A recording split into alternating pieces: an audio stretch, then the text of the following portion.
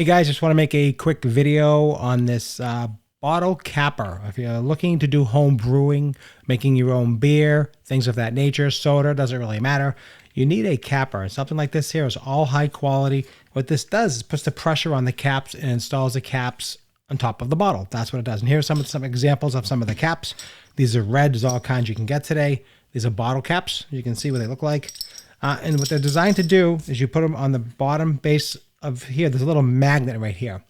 Well, you see there's a little magnet and it holds the cap in place. You can see that. And then when you push this on like that, it actually pushes the cap through and crimps the cap at the same time on the bottle neck.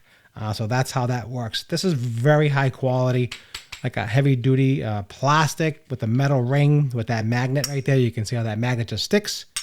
And this is something that you will need. It has a metal edges right here. I want to just show you that they look like close-up so you can really see the detail and the construction. This is extremely beefy.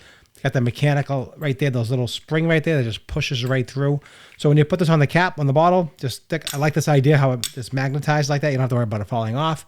You put it on top of your bottle, you press down, and boom, you just seal it right on there, and it crimps it right across, and that's how it works. So really nice design.